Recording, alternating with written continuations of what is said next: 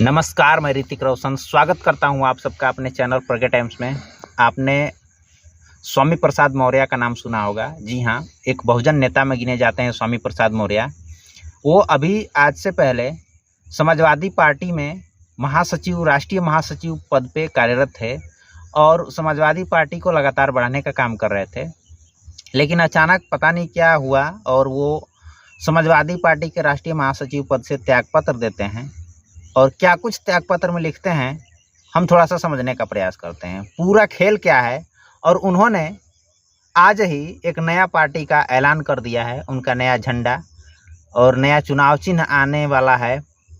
तो थोड़ा सा हम समझते हैं कि उन्होंने अब समाजवादी पार्टी के प्रमुख अखिलेश यादव जी को अपना त्यागपत्र क्यों दिया और उस त्यागपत्र में उन्होंने क्या लिखा, थोड़ा सा हम समझने का प्रयास करते हैं। वो लिखते हैं त्यागपत्र में कि सेवा में माननीय अखिलेश यादव जी, राष्ट्रीय अध्यक्ष समाजवादी पार्टी। इसके बाद लिखते हैं कि विषय राष्ट्रीय महासचिव समाजवादी पार्टी के पद से त्याग पत्र देने के संबंध में। आगे लिखते हैं, प्रिय महोदय, जब से मैं समाजवादी पार्टी में सम्मिलित हुआ, लगातार जनाधार बढ़ाने की कोशिश की। सपा में शामिल होने के दिन ही मैंने नारा दिया था, 85 तो हमारा है, 15 में बंटवारा है।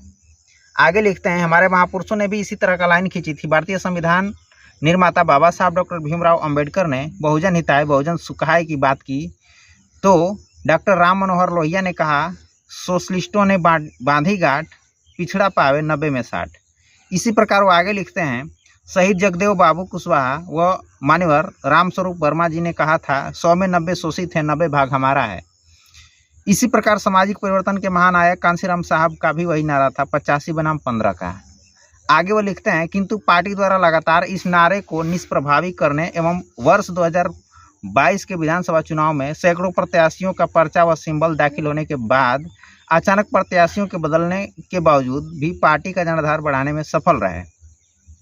उसी का परिणाम था कि सपा के 5000 जहां मात्र 45 विधायक थे, सपा के 5 जहां मात्र 45 विधायक थे, वहीं पर विधानसभा चुनाव 2022 के बाद यह संख्या 110 विधायकों की हो गई थी। तदनंतर बिना किसी मांग के अपने मुझे वे विधान परिषद में भेजा और ठीक इसके बाद राष्ट्रीय महासचिव बनाया। इस सम्मान के लिए आपको बहुत बहुत धन्यवाद। आगे लिखते हैं, पार्टी को ठोस जनाधार देने के लिए जनवरी-फरवरी 2023 में मैंने आपके पास सुझाव रखा था कि जातिवार जनगणना कराने, अनुसूचित जाति, अनुसूचित जनजाति और पिछड़ों के आरक्षण को बचाने, बेरोजगारी व बढ़ी हुई महंगाई, किसानों की समस्याओं व लाभकारी मूल्य दिलाने, लोकतंत्र व संविधान को बचाने, देश की राष्ट्रीय संपत्तियों को निजी हाथ में बेचे जाने के विरोध में प्रदेश व्यापी भ्रमण कार्यक्रम हेतु रथ यात्रा निकालने का प्रस्ताव रखा था, जिस पर आपने सहमति देते हुए कहा था, होली के बाद इस यात्रा को निकाला जाएगा। आश्वासन के बाद भी कोई सकारात्मक परिणाम नहीं आया। नेतृत्व की मंशा के अनुरूप मैंने पुनः कहना उचित नहीं समझा। आगे वो लिखते हैं कि पार्टी का जनाधार बढ़ाने का क्रम मैंने अपने तौर तरीकों से जारी रखा। इसी क्रम में मैंने आदिवासियों, दलितों, पिछड़ों को जो जाने अनजाने भाजपा के मकड़ जाल में फंसाकर भाजपा मय हो गए थे, उनके सम्मान में स्वाभिमान को जगाकर व सावधान कर वापस लाने की कोशिश की। तो पार्टी के ही कुछ छुट भइये व कुछ बड़े नेता मौर्य जी का निजी बयान है कहकर इस धारा को कुंठित करने का कोशिश की। मैंने अन्यथा नहीं लिया, इसका भी मलाल नहीं, क्योंकि मैं तो भारतीय संविधान के निर्देश के कार्यक्रम में लोगों को वैज्ञानिक सोच के साथ खड़ा कर लोगों को सपा जोड़ने का अभियान लगा रहा। यहाँ तक कि इसी अभियान के दौरान मुझे गोली मारने, हत्या कर देने व तलवार से सिर कलम करने तथा जीभ काटने, नाक कान काटने तथा हाथ काटने आदि के लगभग 2 दर्जन से ज़्यादा धमकियाँ आईं। वह हत्या के लिए 51 करोड़ 51 लाख, 21 लाख, 11 लाख, 10 लाख आदि भिन्न भिन्न रकम देने की भी सुपारी दी गई। आगे लिखते हैं कि अनेकों बार जानलेवा हमला भी हुए। यह बात दिगर है कि प्रत्येक बार मैं बाल बचता गया और उल्टे सत्ताधारियों द्वारा मेरे खिलाफ अनेकों एफआईआर भी दर्ज कराई गई, किंतु अपनी सुरक्षा की बिना चिंता किए मैं अपने अभियान में निरंतर चलता जा रहा था। आगे वो लिखते हैं कि हैरानी तो तब हुई जब पार्टी के वरिष्ठतम नेता चुप रहने के बजाय मौर्य जी का निजी बयान कह करके कार्यकर्ताओं के हौसलों को तोड़ने का काम किए।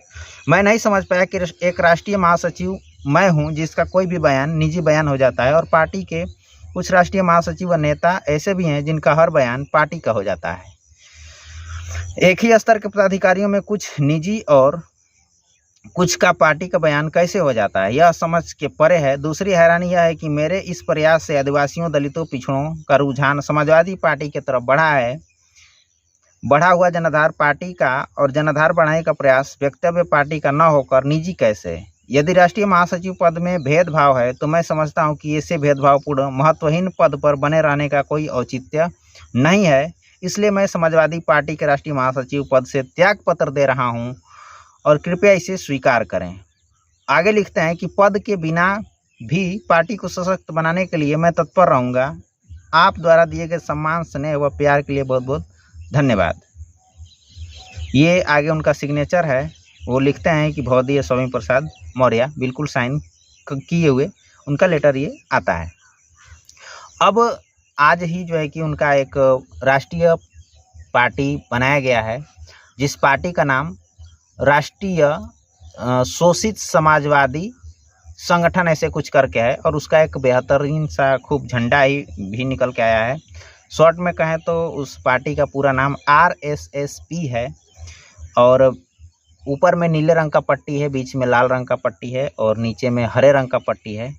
इस तरह का वो पार्टी बना चुके हैं। और आपको बताते चलें थोड़ा सा वो उनके बारे में कि वो पीछे भी पार्टी बनाए थे और फिर उन्होंने पार्टी को तोड़ दिया था।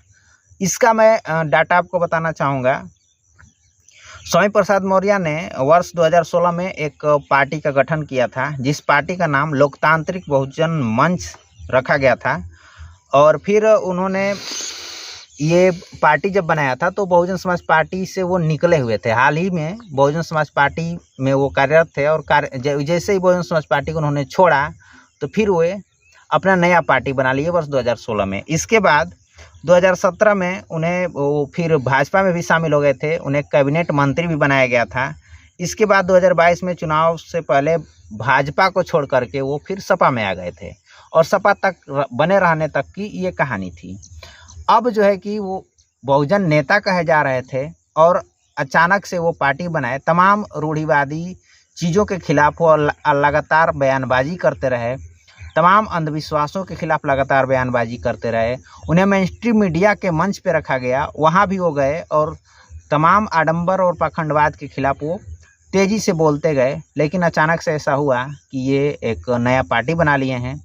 क्या राय है आप सबकी इनके नए पार्टी बनाने के पक्ष में? आप सब कमेंट बॉक्स में ज़रूर लिखें। मिलते हैं नेक्स्ट वीडियो में, तब तक के लिए धन्यवाद।